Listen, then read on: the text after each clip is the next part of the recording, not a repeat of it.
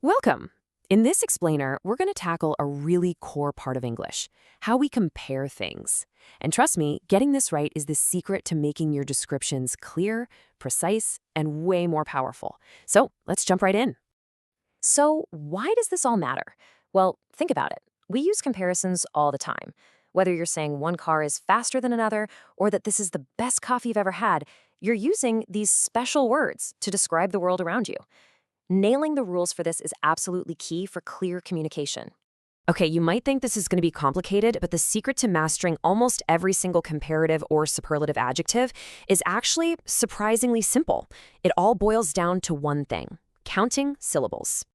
Let's start with the foundation, right? The short, punchy adjectives that have just one syllable. You know, words like fast, tall, or strong.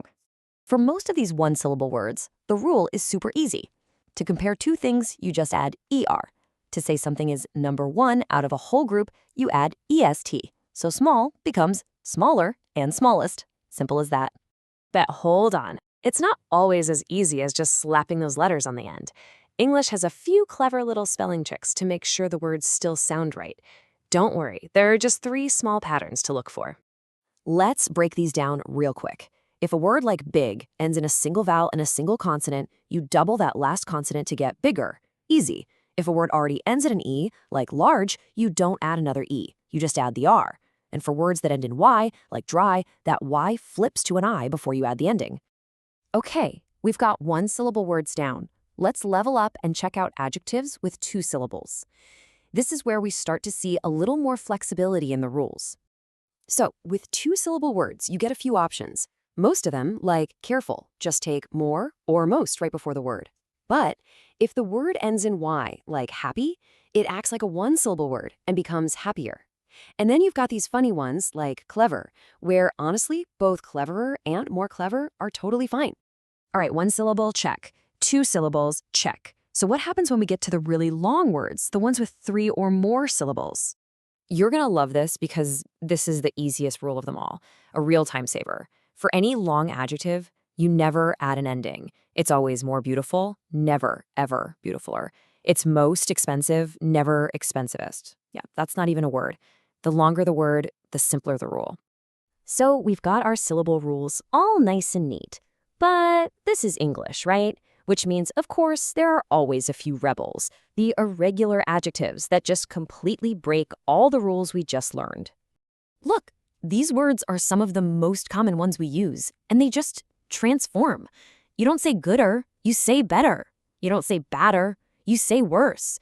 There's no real trick here, no pattern to find. These are just words you have to commit to memory. Okay, let's talk about a word that seriously trips up everyone, even native speakers, the word fun. It's only 1 syllable, so according to our first rule, it should be funner, right? Well, the answer is no.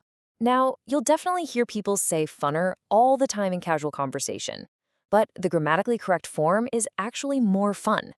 Fun is part of a tiny club of short words that, for kind of weird historical reasons, just act like they're long words.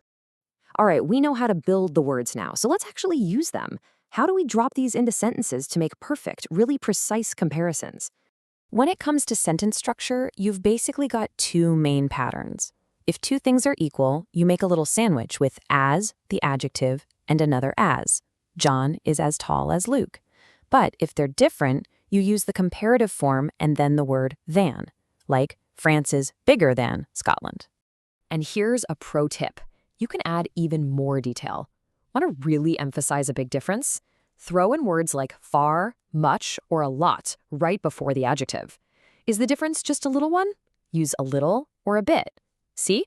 This is how you make your descriptions much more vivid. Okay, we're almost there. Time for our final tip. This is a small detail, but it is so important for using superlatives, those words with est or most, correctly. Just a quick refresher. A superlative is all about finding the number 1, the absolute top of the heap. It's not just big, it's the biggest. It's not just interesting, it's the most interesting. You get the idea. So check out this sentence. It's the best cafe in London. See that tiny little word right before best? The. Because there's only one best cafe in that group, we use the to point to that specific, unique one. This is a rule you'll see almost all the time. So, are there any times you don't use the? Yep. The main exception is when you use a possessive word, like my, your, her, or our. Those words are already doing the job of specifying which one, so you don't need the anymore. He's my best student, not my the best student. All right, let's boil this all down. If you walk away with nothing else, remember these three things. 1, always start by counting the syllables. That's your master key. 2, memorize those common irregulars like good and bad. And 3, pretty much always use the with superlatives, unless you've got a word like my or our in there. And that is our deep dive into making comparisons in English. Mastering these rules will really make your language not just better, but the best it can be. So, that leaves us with a question for you. What's the one grammar tip that has made the biggest difference in how you write and speak?